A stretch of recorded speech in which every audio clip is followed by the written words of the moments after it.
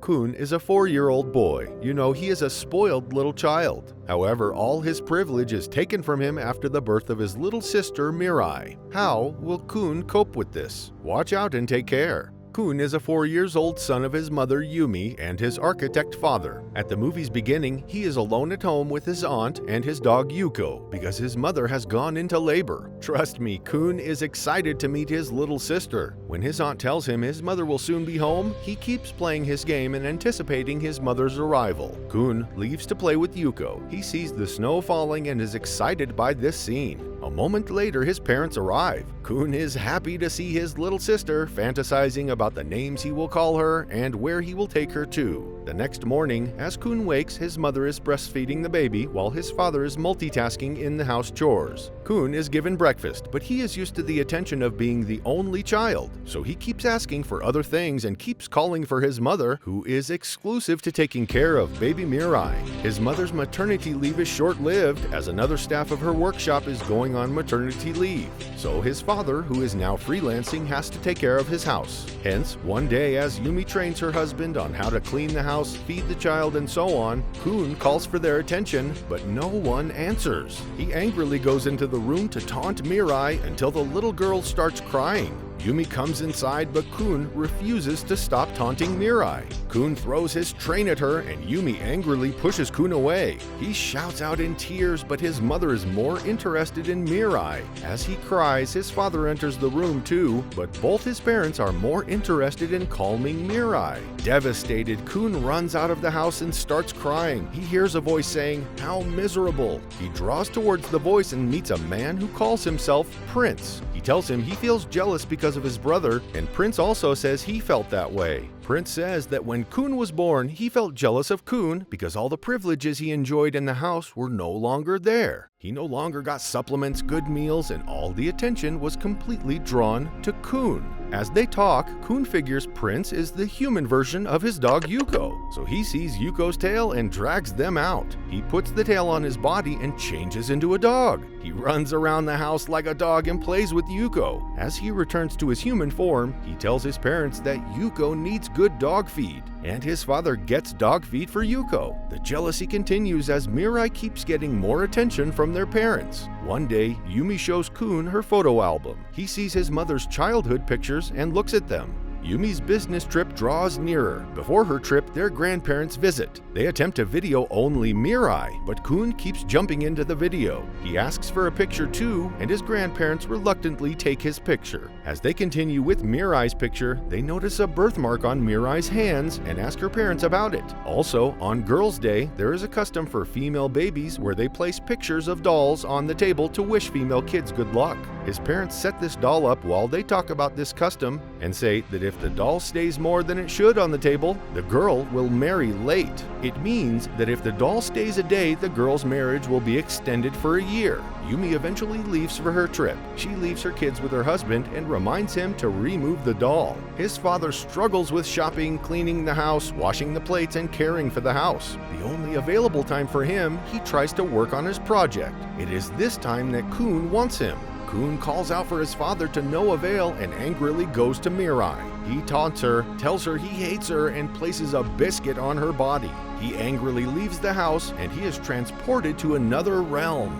He sees an older lady, but the lady calls him Big Brother. He sees the birthmark on the lady's hand and realizes she is his sister Mirai. Mirai asks him why he hates her, but she begs him for a favor. She says that the doll has stayed an extended day, and if it keeps staying, she may never get to marry the love of her life. So she begs him to help her remind their father to remove the doll. He refuses to help her, so she punishes him with a game of bee where she stings him, and he laughs. He goes to remind their father, but he is still busy. As he reminds him, Mirai enters the house to remove the doll herself. Their father notices Mirai is no longer in her baby chair, so future Mirai jumps out. They figure that future and present Mirai can't stay in a particular room, so Mirai asks her brother to distract their father while she removes the doll with Yuko. After their successful deal, she asks him if he now likes her, but he replies otherwise. Yumi eventually gets back. She appreciates her husband for remembering to remove the doll, but his father insists he isn't isn't the one that removed it.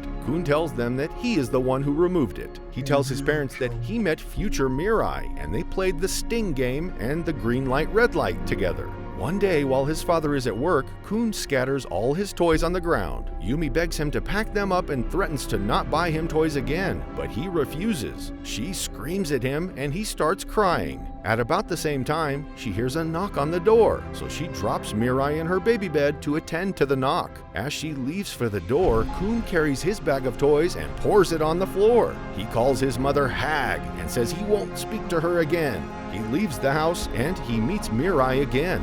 She begs him to stop hitting her and pleads to be nicer to their parents. However, he refuses to hear her pleas. He walks away and finds himself in another realm. He meets his mother when she is young and thinks she is crying. So he goes to meet her and pet her. She tells him she isn't crying, but she is writing an emotional letter to her grandma. She says she is asking her grandma for a cat as she loves animals, but her grandma is allergic to animals. His mother takes him home and puts the letter in her grandma's shoe. They leave grandma's house and walk home. On their way, his mother tells him she has a weak little brother and a crying baby, so her mother loves her more than her brother. As they reach her house, they scatter the house with toys and eat the food. When the grandmother arrives, Kun leaves his mother and returns in the rain while his grandmother scolds his mother. Apparently, it's a dream and Kun is sleeping. His mother kisses him and wishes him great sleep, then speaks with her mother about the difficulties of raising a child. Later, Kun, Mirai, and their father go to the field. On the field, Kun asks his father to help him pedal his bicycle. However, as they practice riding, Mirai starts crying, so his father leaves him alone to attend to Mirai. As they return home, Kun angrily tells his father he hates him and leaves the house with his helmet. He throws the helmet away and enters another realm where he sees a man with several bicycles, and the man offers to teach him how to ride. He refuses the strange man's offer and watches him as he leaves. He follows the man and sees his leg is injured. The man tells him he was injured during the war and takes him into a horse stable. The man takes him on the horse and they ride the bike together. Upon waking up the next morning, Kun takes his helmet and tells his father he wants to go to the field.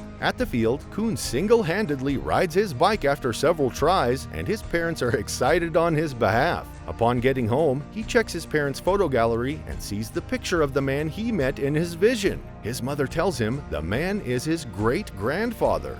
It's the summer period and the most awaited summer camp. His father gives him blue pants to wear, but Kun refuses to wear them. He throws the pants away and requests a yellow one. His mother doesn't answer him, so he hides in the bathtub while his parents leave. After they have left, he stands up, prepares himself, and goes to the train station. At the station, he meets a man who asks him whether the summer memories aren't better than yellow paint. The man asks him to go back home and apologize to his parents so he can for summer, but Kun refuses. He takes the train alone and goes to the Tokyo train station. At the station, he realizes he didn't have a ticket. He sits and several parents call for their kids, and he eventually goes to the lost but found section to declare himself lost. Unfortunately, he doesn't know his parents' names, and the kids who couldn't be found are to take the train to the Lonely Land. He is forced into a train where he finds several mysterious beings. The lonely train is hell. He sees Mirai there and runs to her. For the first time, he accepts Mirai as his baby sister and goes to carry her. Suddenly, baby Mirai disappears from his hands, and adult Mirai appears. Adult Mirai takes him, flying him. As they play, they fly through several times in the past. He passes through where their great-grandfather and mother first met and took a relay race together. Kun also sees that his father is too weak to ride a bike. They see how his mother stops liking cats after she sees one kill a bird. He also sees his future self before going home. Upon getting home, he happily wears the blue shorts. Before his trip, he sees Mirai on the way, gives her a banana, and plays with her. Their family leaves for their summer vacation happily.